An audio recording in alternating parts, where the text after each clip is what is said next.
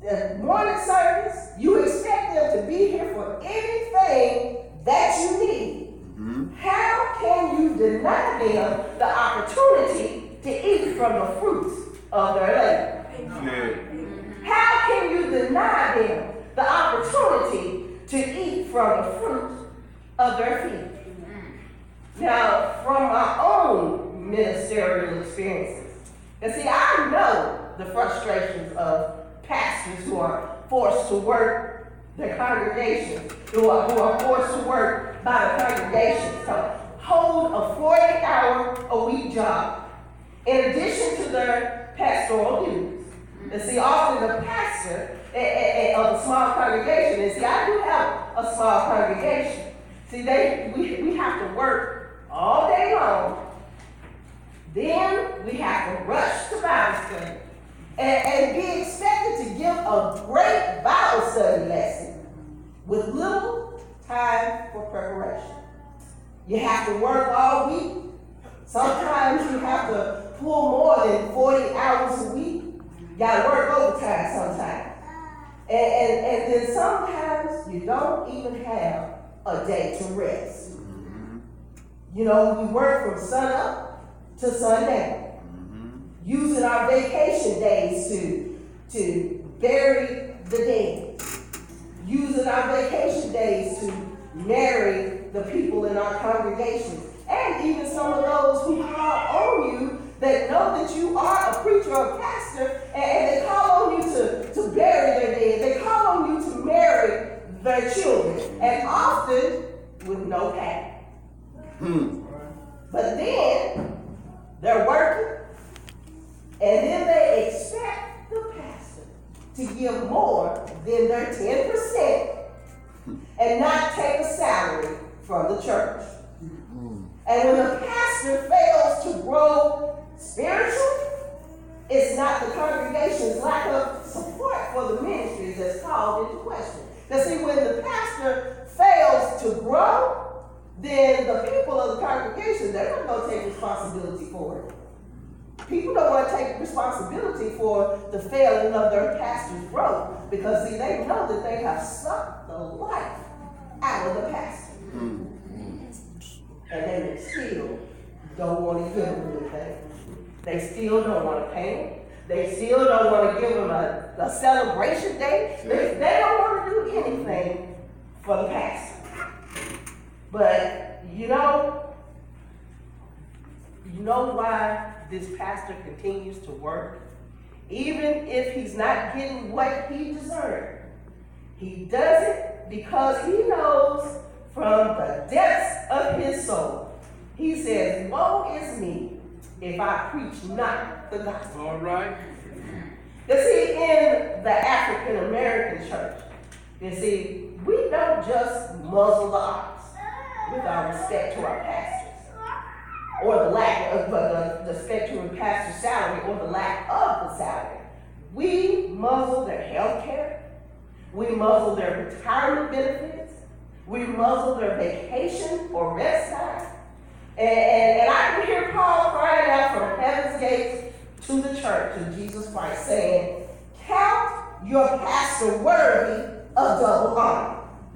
You see, now some churches they attempt to correct their shortcomings by holding special celebrations such as this one today.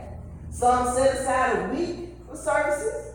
They set aside even a month for the pastor. And they even might just do it once a year. But the scripture says that to make sure you don't stop until you reach double honor. And there is nothing wrong with going above and beyond for your pastor. But see, whatever you decide to do in recognition of this man of God and his labor of love, because it's got to be love in order to continue to pastor a congregation, continue to give him his flowers while he lives. Because see, John the Baptist, he was worthy. But the people were not grateful. They had not yet come to realize the responsibility placed upon the preacher sent from God. You see, John preached boldly in the wilderness, despite the threat of persecution, until Herod plucked him and then had him beheaded. No one filled God-given purpose better than John. He was the greatest prophet ever born. And after his death, John's followers praised him for his bold spirit and his obedience to the Spirit of Christ. But he was dead, and he could not smell the flowers. You see, the man or woman of God must proclaim the message of salvation, even in hostile situations. Because I have been in hostile situations proclaiming the word of God, because people don't want to hear the word coming from me. And see, people look at the vessel instead of listening to the word of God and allowing that word to sink in their heart and allowing that word to come into their mind and allowing that word to change them. Now see, when a pastor has to preach in hostile situations and expound the hope of the ages, he provide for the needs of the lost soul and inspire the hearts of the weary. Because see, sometimes our congregations become weary. So as the pastor, we have to inspire them. We have to lift them up. You see, and then we even have to discern the signs of the time. And then we have to lead the saints on to victory and reveal the pathway to God, to glory. But see, for all this and more, the man or woman is worthy of double honor. But see, the man or woman of God must have the answer to all of life's problems. You see, they have to know how to pick you up when you're down, even when they may be down themselves. You see, they have to try to keep you going when you feel like giving up, even though they might feel like giving up. You see, the pastor has to know how to build up what has been torn down. You see, sometimes people tear some things down in the church. You know, people come in and wreck the church, but the pastor has to know how to build it back up. The pastor has to know how to overcome evil before it overcomes you. The pastor has to know how to calm the storm. You know, and the pastor even has to be calm himself or herself in the midst of a storm. And see, the pastor has to know how to live it up so you don't have to live it down.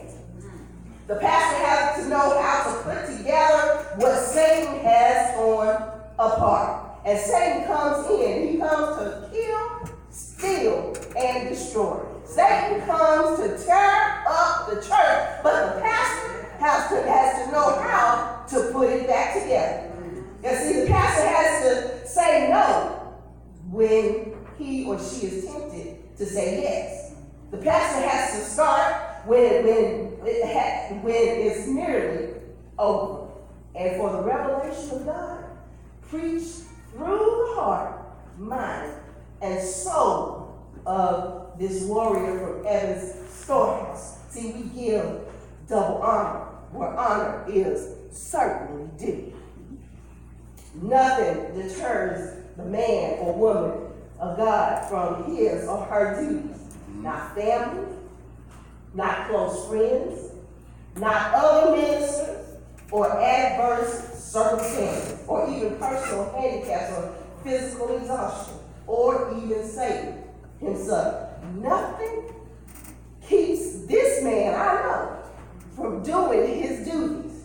And I've talked to him over the years, and some of the struggles that he's gone through. And I've talked to him, but nothing keeps him from doing what he has to do for God. Not nothing, not nobody. He keeps on going, just like the Energizer Bunny. He keeps on going, keeps on ticking. You know, he gets energy from somewhere. I don't know where, because I know he's a busy man. But he gets energy, he the church. He's constantly